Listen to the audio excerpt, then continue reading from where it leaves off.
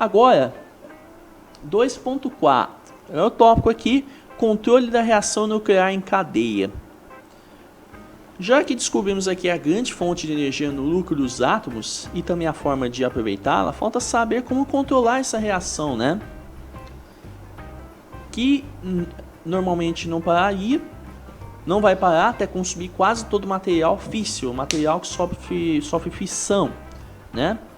Nesse caso é o urânio 235, é o material que se precisa para o processo, né? Porque o 238 só funciona com material, só funciona com nêutrons de alta energia, né? Agora, para controlar a reação em cadeia, temos que eliminar o agente causador da fissão, que é justamente o nêutron. Se você não tiver nêutron, não vai ter reação de fissão, porque a reação de fissão consiste na absorção de um nêutron pelo átomo de urânio. Agora, tem alguns elementos que têm bons absorvedores de nêutrons, elementos que absorvem muito bem os nêutrons. É o boro na forma de ácido, né, ou de metal, e o cádmio em forma de barras. Por quê? Porque esses elementos ainda comportam mais nêutrons nos núcleos. Eles têm uma capacidade muito grande de comportar nêutrons nos núcleos, né? Assim, eles podem ter uma produção, uma criação de isótopos, né? Então, pode-se criar vários isótopos, né? Vários átomos com o mesmo número atômico, com a mesma quantidade de prótons.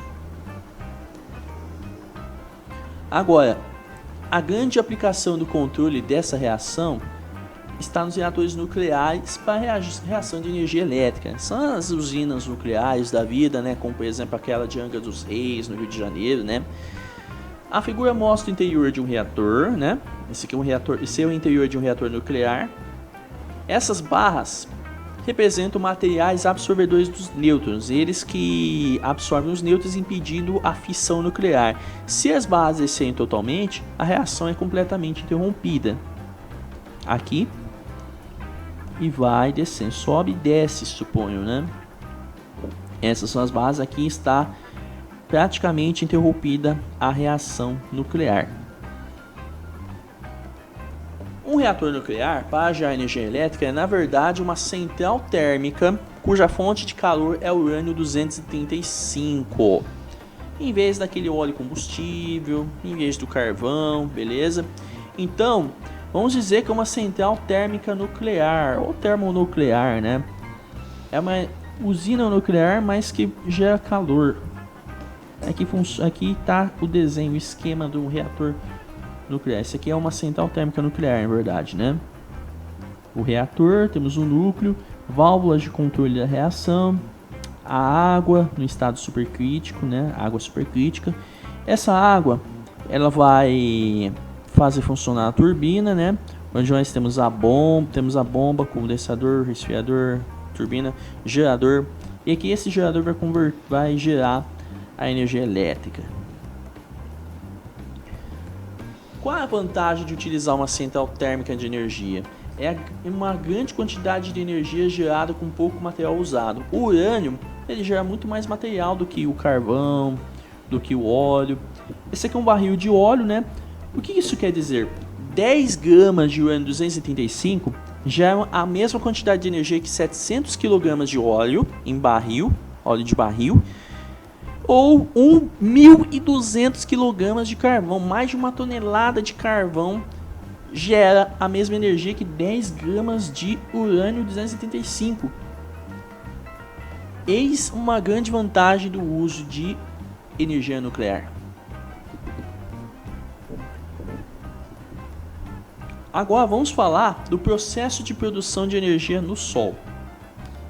Vamos contar isso aqui, ó. Em março de 1988, uma conferência foi organizada pela Carnegie Institution de Washington para unir astrônomos e físicos. Um dos participantes foi o imigrante alemão Hans Albert Bethe, que nasceu em 1906 e morreu em 2005. Logo após a conferência, Bethe desenvolveu que a teoria de confusão nuclear podia produzir a energia que faz as estrelas brilharem, que é uma teoria que foi publicada no artigo A Produção de Energia das Estrelas, né? Que é de 1939, que rendeu um prêmio Nobel em 1967.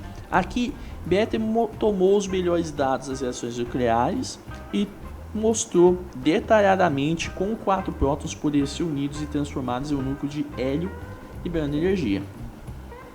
Esse processo, elaborado por Bethe, é conhecido como o famoso ciclo do carbono. É uma cadeia complexa de 6 reações nucleares, onde átomos de carbono e nitrogênio agem como catalisadores para a fusão nuclear. Esse aqui é o ciclo do carbono aqui, galera. Olha que legal, olha que bonito. Dá uma olhadinha aí.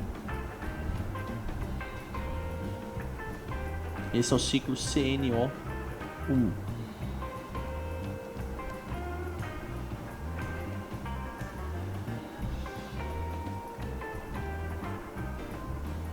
Isso quer dizer, em melhores palavras, que a fusão nuclear é um processo onde 2 ou mais núcleos atômicos se juntam e formam um novo núcleo de maior número atômico, a fusão. Ao contrário da fissão, a fusão, como o próprio nome diz, né, é uma junção de 2 núcleos para formar um maior. A fusão nuclear requer muita energia para acontecer, geralmente liberta muito mais energia que consome. Aí tem um ganho, né, com isso, um dividendo. Na mesma época que o Bethe, né, temos aqui o von Weizsäcker, né, e o Charles Whitfield, que identificaram muitas reações de fusão nuclear que mantêm o brilho das estrelas. É de lá que veio o brilho das estrelas, a fusão nuclear.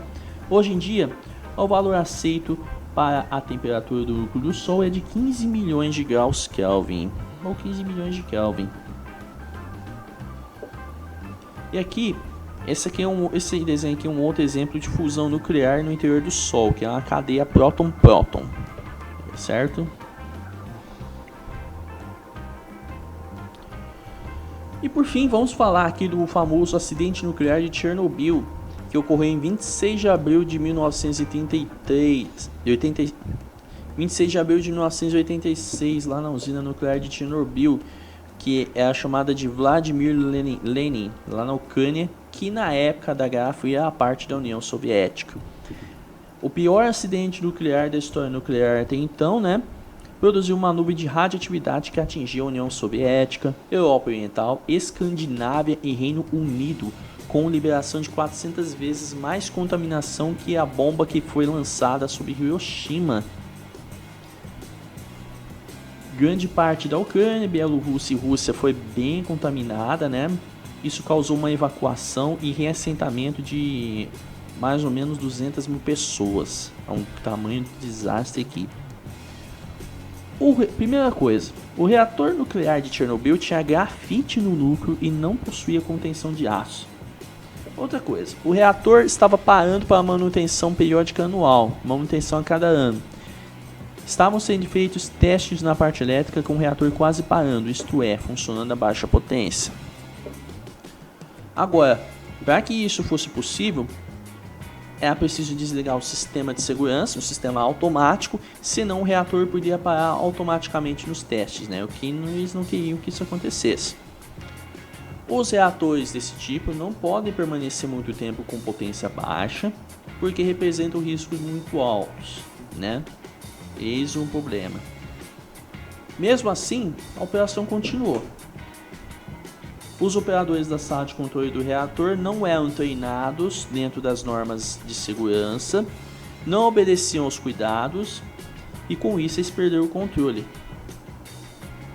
Então a temperatura aumentou muito rápido, a água que circulava nos tubos foi imensa e transformada em vapor muito rápido de um modo explosivo. E aí, como foi uma forma explosiva, teve uma explosão de vapor e essa explosão arrebentou os tubos, arrebentou os elementos combustíveis e os blocos de grafite. E a explosão foi tão forte que moveu a tampa de concreto, destruiu o teto do prédio, né? Que não tinha estrutura para aguentar esse impacto e o reator estava aberto totalmente com o meio ambiente. Olha que coisa. E aí aconteceu todo estrago lá, né? Agora temos aqui os principais problemas, os 3 principais problemas do uso da energia nuclear. Manipulação do material radioativo, que é bem difícil. Possibilidade de desvio clandestino de material nuclear, é um problema. E o armazenamento dos rejeitos radioativos das usinas. Onde guardar os restos das usinas? Sabendo que eles são radioativos. E aqui temos algumas informações, né? A energia nuclear é responsável por cerca de 16% da demanda de eletricidade mundial, certo? Os Estados Unidos são líderes na produção de energia nuclear e em países como França, Suécia, Finlândia e Bélgica lá na Europa, metade da energia consumida vem de usinas nucleares. No Brasil está funcionando a usina nuclear Angra 2, em Angra dos Reis, sendo que a produção de energia elétrica é pequena quantidade, né? E essa energia é tão pequena que não é possível abastecer toda a cidade do Rio de Janeiro, para você ter uma noção. E na época desse slide, pelo menos, estava em discussão a construção da usina nuclear Angra 3 por conta do déficit de energia no país. Isso acontece por conta de épocas muito secas, né? E nosso país, grande parte da energia elétrica é produzida por hidrelétricas. E quando há épocas de seca, há um grande problema em relação à energia, que muitos dependem da energia hidrelétrica. As usinas hidrelétricas e aí possui-se um impasse, né? Temos as energias termoelétricas, só que o grande problema é a poluição, né? Enfim. Efeitos da radiação nos seres vivos. Temos aqui 2 níveis de efeito da radioatividade dos seres vivos.